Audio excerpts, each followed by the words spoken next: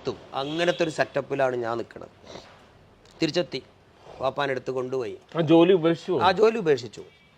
ഈ വീട് ഇപ്പം നമ്മൾ ഈ കാണുന്ന വീട് പാതിപ്പണിയിൽ കിടക്കുക, കുടിയിരുന്നിട്ടില്ല.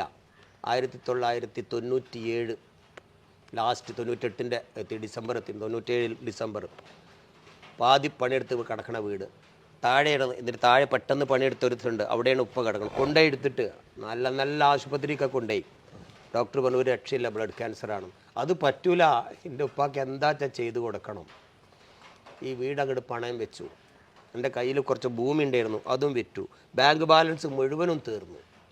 എന്നിട്ട് എൻ്റെ ഉപ്പൻ്റെ കയ്യും പിടിച്ച് പറഞ്ഞൊരു വാക്കുണ്ട്, എന്തിനാ മോനെ ഈ ഇങ്ങനെയൊക്കെ ചെയ്ത്, ഇനിയിപ്പോൾ കടക്കാരനായല്ലേ, അത് വേണോ എന്ന് ചോദിച്ചപ്പോൾ തിരിച്ച് ഞാനൊന്ന് അങ്ങോട്ട് കൊടുത്തു.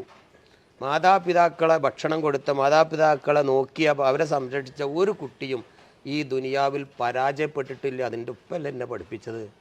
അതുകൊണ്ട് ഉപ്പ ഞാനെങ്ങനെ പരാജയപ്പെടാനാണ്? അന്ന് എൻ്റെ ഉമ്മ മരിക്കുന്ന നേരത്തെ എനിക്ക് വേണ്ടി വരുന്നില്ല. ഉപ്പ എൻ്റെ കുട്ടി വിജയിക്കും, ആയിരക്കണക്കിന് ആളുകൾക്ക് അത്താണിയാവുന്നു, എൻ്റെ ഉമ്മ വരുന്നില്ലേ? എന്നിട്ട് അങ്ങനെയാണ് നിങ്ങൾ പറയുന്നത്. കാരണം ഉപ്പയായിട്ട് കരഞ്ഞു.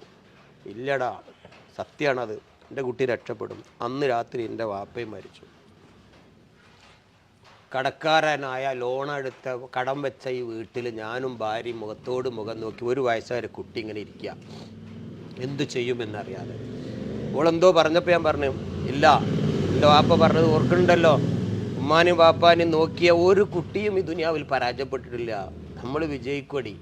ആ ഉറച്ച വിശ്വാസത്തോടെ ഇരുന്നിട്ട് 1998 കോട്ടക്കൽ അങ്ങാടിയിലെ അപ്സര ഹോട്ടലിൻ്റെ സൈഡിൽ ഒരു 1000 ഉറുപ്യ വാടക കൊടുത്ത് ഒരു ഷട്ടർ മുറിയുണ്ട് പൊന്തിച്ച്, കയ്യിലെ പഴയ സാധനങ്ങൾ, ഇലക്ട്രോണിക് സാധനങ്ങൾ കൊണ്ടു വെച്ചിട്ട് എഴുതി കൊടുത്തു, അവിടെ ഇതെല്ലാം വാടകക്ക് കിട്ടും, വേറെ ഒന്നുമില്ല, ഗൾഫിലേക്ക് പോകാനും പറ്റണില്ല, കടമുണ്ട്, ജീവിക്കണം, പട്ടിണി മാറണം, അത്രേ ലക്ഷ്യമുള്ളൂ. ജോലിയും പോയി, വിസയും പോയി. വാടക കൊടുക്കുക, ക്യാമറ വാടക കൊടുക്കുക, മൊബൈൽ ഫോൺ വാടക കൊടുക്കുക, TV ടാപ്പ് റിക്കാർഡറൊക്കെ CD പ്ലെയർ വാടക കൊടുക്കുക. ഒരു കാറുണ്ടായിരുന്നു, ഒരു മാരുതി 800, ഒരു ബൈക്കും ഉണ്ടായിരുന്നു, അതും ഒരു ചിത്രം വെച്ച് വാടകയ്ക്ക് എഴുതി വെച്ചു. അങ്ങനെ ജീവിക്കണം. അങ്ങനെ ഒരു കട എടുത്ത് തുടങ്ങി. ആ കടൻ്റെ പേരാണ് ബ്രിഡ്കോ എന്ന് പറയും. ആ കട പിന്നെ സർവീസ് സെൻ്ററായി. അത് പിന്നെ സർവീസ് സെൻ്ററായി, പിന്നെ കുട്ടികളെ പഠിപ്പിക്കുന്നവരായി, പിന്നെ പഠിക്കുന്നവർക്കൊക്കെ ജോലി കൊടുക്കുന്ന സ്ഥാപനമായി, പിന്നെ ഒരുപാട് നിർമ്മാണങ്ങൾ തുടങ്ങി. ഇപ്പോൾ പല ഫ്രാഞ്ചൈസിയും ബ്രാഞ്ചുകളുമായി. അൽഹംദുലില്ലാ, സുമ്മ അൽഹംദുലില്ലാ, 18,000 പേർക്ക് തൊഴിൽ കൊടുത്തു. ഞാനെന്ത് നേടിയെന്നല്ല പറഞ്ഞത്, 18,000 പേർക്ക് ജീവിത മാർഗം. എന്താ എൻ്റെ ഉപ്പ വരുന്നത്? അത് പടച്ചോൻ ലൈവായിട്ടാണ് കാണിച്ചു തന്നു. ഈ ദുനിയാവ് തന്നെ കിട്ടും. മാതാപിതാക്കളെ നോക്കി ഈ ദുനിയാവ് തന്നെ പ്രതിഫലം കിട്ടും. അവരെ വേദനിപ്പിച്ചാൽ അതിനുള്ള പ്രതിഫലം ഈ ദുനിയാവ് തന്നെ കിട്ടും. എനിക്ക് എന്താ ചോദ്യങ്ങളൊക്കെ ഉണ്ട്, പക്ഷേ എൻ്റെ തൊണ്ടങ്ങട് ഇടറിയിട്ടേ പറയാൻ പറ്റില്ല. മാതാപിതാക്കൾ എന്നൊക്കെ പറയുമ്പോഴേ ഞാനൊക്കെ അക്കാര്യത്തിൽ ഒരുപാട് ഭാഗ്യം കെട്ടവനാണ്.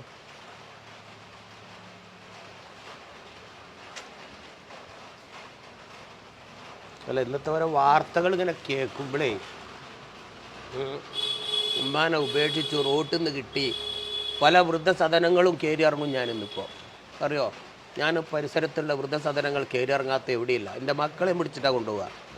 അത്താണി അവിടെ കണ്ണൂർ അവിടെ കൊണ്ടുപോയി 3 മക്കളായിട്ട്.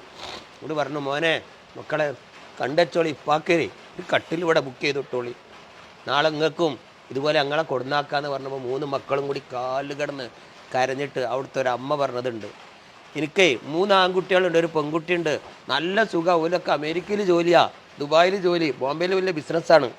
അങ്ങനെ എൻ്റെ വീടുണ്ട് പൊളിഞ്ഞാടിൻ്റെ തലയ്ക്ക്. അങ്ങനെ നാട്ടുകാരൊക്കെ കൂടി എന്നെ പിടിച്ച് ആസ്പത്രി കൊണ്ടുപോയി. ഞാൻ ആസ്പത്രിയിൽ നിന്ന് ഇറങ്ങിപ്പോന്ന് പാലക്കാട് ബസ് സ്റ്റാൻഡിൽ, KSRTC ബസ് സ്റ്റാൻഡിൽ ഇങ്ങനെ കിടക്കുമ്പോഴാണ് ഈ ഇരിക്കണ ഉമ്മ എന്നെ അവിടുന്ന് കൊണ്ടുപോയത്. അപ്പോൾ എനിക്ക് നല്ല സുഖമാണ്. ഓ പറയണത്, ഹേയ്, അങ്ങനെ ആ മക്കളെ കുറിച്ച് ഇങ്ങനെ ഓർക്കുകയായിരുന്നു. എന്ത് ക്രൂരതയാണ് അതൊക്കെ. ഇങ്ങനെ എത്ര കുടുംബങ്ങൾ അവസാനേ വൃദ്ധസദനത്തിലേക്ക് കൊണ്ട് എത്തിക്കുന്ന മക്കൾ. ഇങ്ങനെയൊക്കെ പൊന്നുപോലെ പാലൂറ്റി വളർത്തിയിട്ട് അവസാനം അവരെ കൊല്ലണേ, തലയറക്കണേ, വെട്ടിക്കൊല്ലണേ, കുത്തിക്കൊല്ലണേ, അല്ലേ? അതെ. ഇതൊക്കെയാണ് ഇന്നത്തെ പത്രവാർത്തകൾ നമ്മൾ വായിക്കുന്നത്. ഇതൊക്കെ വായിക്കുമ്പോഴൊക്കെ എനിക്കത് പൂർത്തിയാക്കാൻ കഴിയില്ല. അങ്ങനെ ഒരു വാർത്ത വായിച്ചാണ്ട് അവസാനിപ്പിക്കാൻ ഇന്ന് വരെ കഴിഞ്ഞിട്ടില്ല. ഓർക്കും ഞാൻ എൻ്റെ എല്ലാ ജീവിത കഥകളും ഒരു രണ്ടത്താണിക്കാരൻ്റെ ഓർമ്മക്കുറിപ്പുകൾ എന്ന ഈ പുസ്തകത്തിലുണ്ട്. അടുത്ത തലമുറക്ക് ഞാൻ മരണപ്പെട്ടാൽ ഈ പുസ്തകം മരിക്കരുത്. തീർച്ചയായും അത് കൊണ്ടുപോയിട്ട് കുട്ടികൾക്ക് വായിക്കാൻ കൊടുക്കി.